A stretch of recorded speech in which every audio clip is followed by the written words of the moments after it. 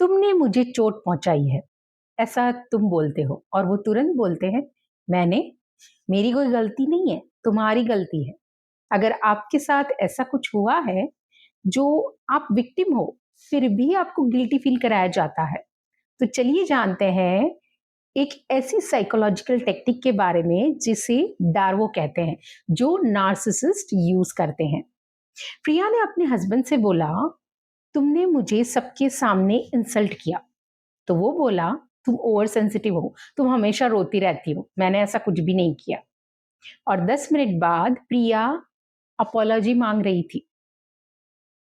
ऐसा कैसे हो गया? इसका नाम डार्वो है। Hello friends, welcome back to my channel doctor Bhumika here, relationship trauma healing coach.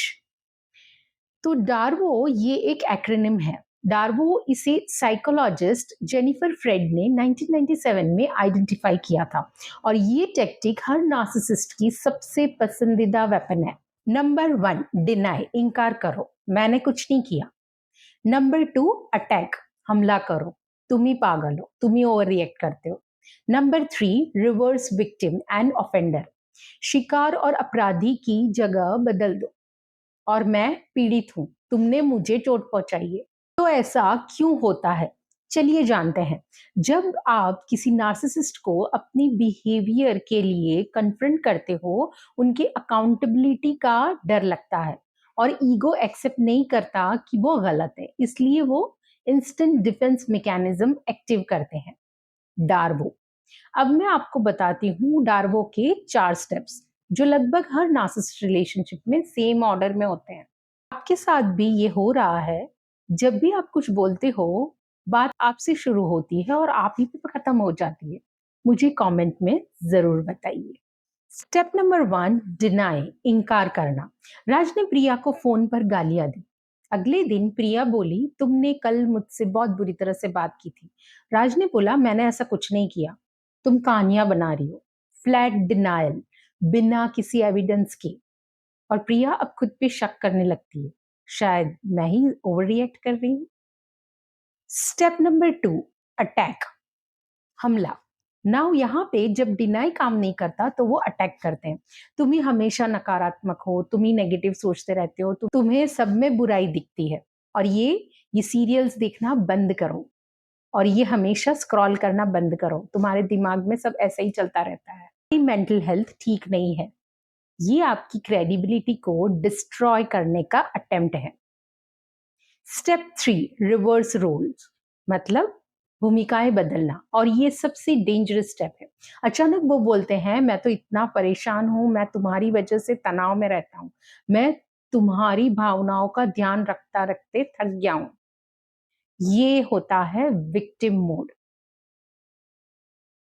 अब वो विक्टिम बन गए और आप अपराधी बन गए। स्टेप 4, योर अपोलॉजी, आपकी माफी।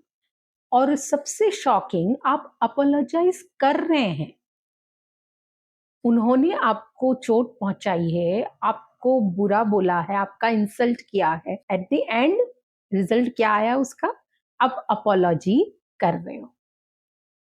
जिसने आपको अब्यूज किया उससे आप माफी मांग रहे हो। ये आपकी गलती नहीं है, ये डार्वो का रिजल्ट है जो आपके ब्रेन को कंफ्यूज कर देता है। Why intelligent people fall for डार्वो?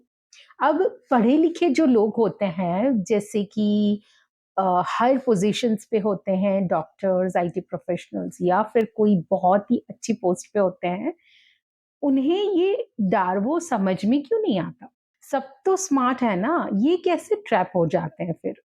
क्योंकि डार्वो आपकी इंटेलिजेंस को टारगेट नहीं करता, आपकी एम्पैथी को टारगेट करता है। आप सोचते हो शायद मैंने सच में कुछ गलत किया, शायद मैं ही ओवर रिएक्ट कर रही हूँ, और ये सेल्फ डाउट वो है जो आपको गहरे ले जाता है। अगर आप अभी टेंशन में हैं और आपको कुछ समझ में नहीं आ रहा है, तो इस वीडियो को सेव कर लीजिए ताकि बाद में आराम से आप इसके बारे में सोच सके। सवाल ये है कि डार्वो से कैसे बचे। 3 steps. Step number 1, document everything. Document करो, जब भी कोई इंसिडेंट हो, डेट, टाइम और जो बोला एग्जैक्टली लिखकर। टेक्स्ट मैसेजेस सेव करो। डार्वो तब काम नहीं करता जब आपके पास एविडेंस है। Step number 2, stop JDE। JED का मतलब होता है जस्टिफाई, आर्ग्यू, डिफेंड, एक्सप्लेन। जब वो अटैक करे आप एक्सप्लेनेशन देने लगते हो, ये बंद करो। शॉर्ट आंसर्स दो, अच्छा, ओके। शॉर्ट रिप्लाई करो मैसेजेस में भी, लंबा लंबा एक्सप्लेनेशन नहीं।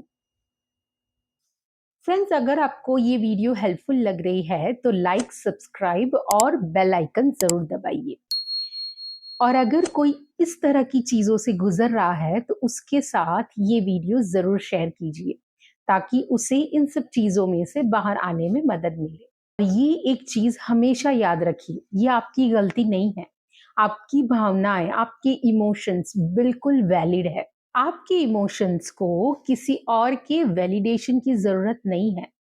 आप बिल्कुल ही फेयर इंसान हैं। और सबसे इंपॉर्टेंट, आपको उनसे एक्सेप्टेंस की जरूरत नहीं है, तो क्योंकि वो कभी भी एक्सेप्ट नहीं करेंगे। सो आपकी हीलिंग आपके हाथ में है। अगर आपके साथ भी ऐसा कुछ हो रहा है तो मुझे कमेंट में जरूर बताइए। आपको ज्यादा हेल्प की जरूरत है तो डिस्क्रिप्शन में लिंक दिया हुआ है। And the most important thing, do take good care of yourself, because nobody can do better than you. Thank you. Jai Hind.